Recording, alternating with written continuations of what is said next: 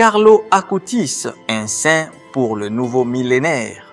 Carlo, né le 3 mai 1991 à Londres et décédé le 12 octobre 2006 à Milan, représente une figure inspirante pour l'Église catholique moderne.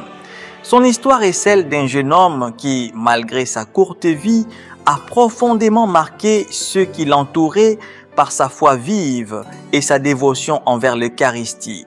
Carlo est particulièrement notable pour être le premier saint millénaire de l'Église catholique incarnant la sainteté dans un contexte moderne et numérique.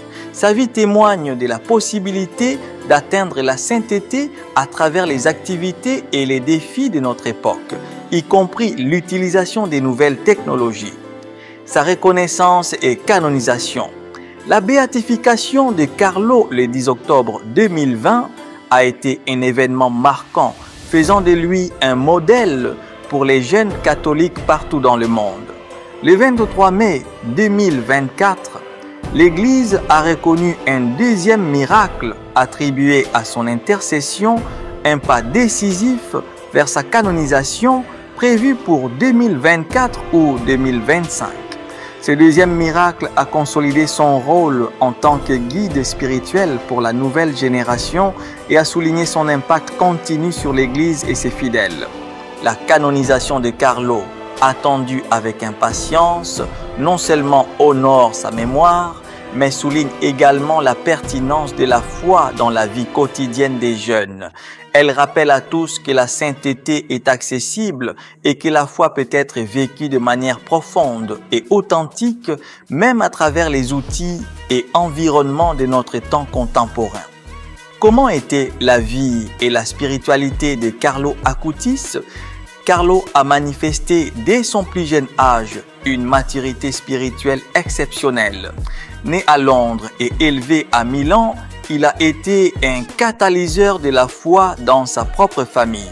Ses parents, peu pratiquants avant son influence, ont été progressivement transformés par la profondeur de sa foi et son insistance pour participer à la messe quotidiennement. Carlo n'était pas simplement un enfant qui suivait ses parents à l'église. C'était lui qui, avec une détermination impressionnante pour son âge, menait sa famille vers une pratique religieuse plus régulière et profonde. La dévotion de Carlo pour l'Eucharistie était au cœur de sa spiritualité. Pour lui, l'Eucharistie n'était pas une simple partie de la liturgie, mais une rencontre vivante avec Jésus-Christ.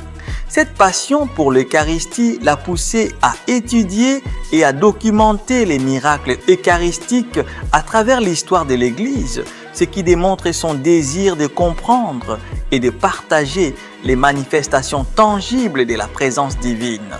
La création d'un site web sur les miracles eucharistiques. À l'âge de 14 ans, Carlo a créé un site web répertoriant les miracles eucharistiques à travers le monde. Cette initiative n'était pas simplement un projet de technologie ou un hobby, mais une véritable mission évangélique. Le site, traduit en plusieurs langues, est devenu une ressource précieuse pour les croyants du monde entier, enrichissant leur foi et leur compréhension de l'Eucharistie. Par ce geste, Carlo a utilisé ses talents et ses compétences pour servir l'Église, illustrant comment les dons personnels peuvent être mis au service de la communauté et de la foi. Voici l'impact de sa spiritualité. L'approche de Carlo à la foi était profondément incarnée et accessible, ce qui rendait son témoignage particulièrement puissant pour ceux de sa génération. Sa capacité à lier la tradition catholique avec les moyens modernes de communication montre un modèle de sainteté adapté à l'ère numérique où la foi ne connaît pas de frontières ni de limitations technologiques. En résumant, la vie et la spiritualité de Carlo offraient un exemple lumineux de comment un jeune catholique peut vivre sa foi de manière profonde et transformer son environnement immédiat tout en contribuant à l'Église universelle à travers des initiatives créatives et engagées. Quelle est sa contribution à l'évangélisation numérique? Carlo, dès son plus jeune âge, a reconnu le potentiel de l'Internet comme moyen de propagation de la foi catholique. Doué en informatique, il a créé un site web exhaustif pour documenter et partager les miracles eucharistiques à travers le monde. Cette initiative n'était pas seulement innovante de par sa technicité, mais elle témoignait d'une profondeur spirituelle et d'une compréhension du pouvoir de l'évangélisation numérique. Le site de Carlo est devenu une référence internationale, traduit en plusieurs langues, facilitant ainsi l'accès à des informations vitales sur la foi pour des personnes de différents horizons culturels et linguistiques. Les efforts de Carlo ont transformé son site en un outil d'évangélisation dynamique et interactif. En offrant une plateforme accessible et éducative, il a permis à un public global de découvrir des preuves tangibles de la foi, augmentant ainsi la compréhension et la dévotion envers l'Eucharistie. Son travail a démontré comment les outils numériques peuvent servir à renforcer la foi en étendant le rayonnement de l'Église bien au-delà de ses murs traditionnels. Le surnom de cyberapôtre donné à Carlo souligne son rôle pionnier dans l'adoption de la technologie au service de l'évangélisation. Ce titre reflète la manière dont il a su harmoniser sa passion pour la technologie avec son engagement spirituel. Dans une époque où les jeunes sont souvent perçus comme détachés des pratiques religieuses traditionnelles, Carlo incarne un pont entre la foi et la modernité, prouvant que l'Église peut et doit embrasser les nouvelles technologies pour toucher les cœurs et les esprits de la nouvelle génération. Le travail de Carlo en tant que cyberapôtre offre un modèle puissant pour l'Église contemporaine. Il montre comment les outils numériques, souvent critiqués ou sous-utilisés dans un contexte religieux, peuvent être transformés en canaux de transmission profonde de la foi. Son héritage invite l'Église à repenser ses méthodes d'évangélisation pour rester pertinentes et accessibles, surtout pour les jeunes qui vivent dans un monde de plus en plus digitalisé.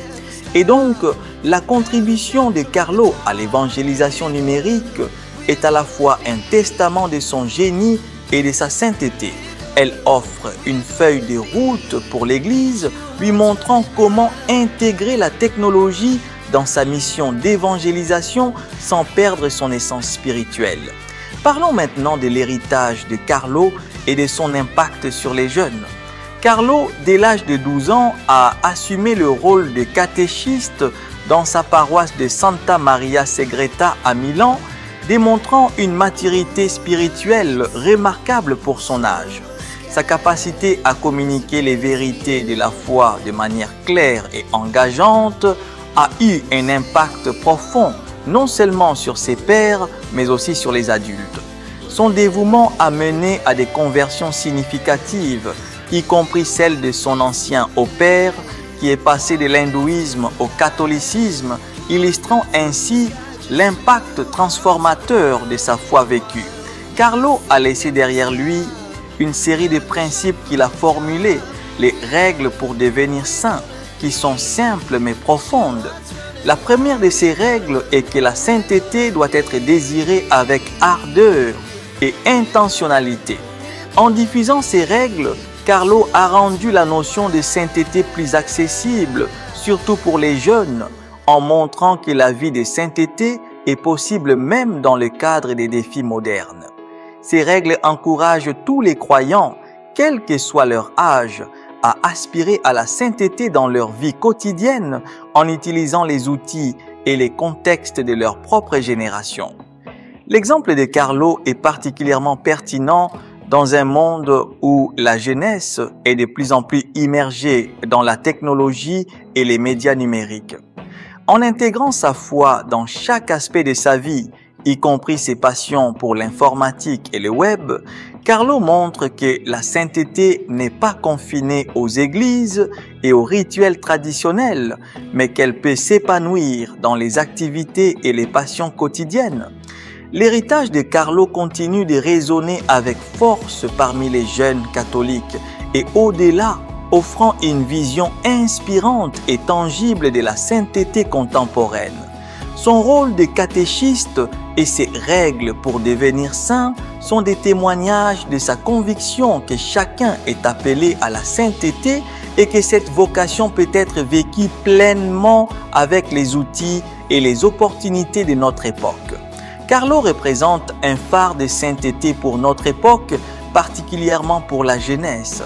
Sa vie, bien que brève, a été intensément vécue sous le signe de la foi, de l'amour pour l'Eucharistie et d'un engagement sans faille dans l'évangélisation numérique. Sa prochaine canonisation n'est pas seulement une reconnaissance de sa sainteté, mais également un signal fort de l'Église affirmant que la jeunesse et la modernité sont des vecteurs puissants de la foi chrétienne.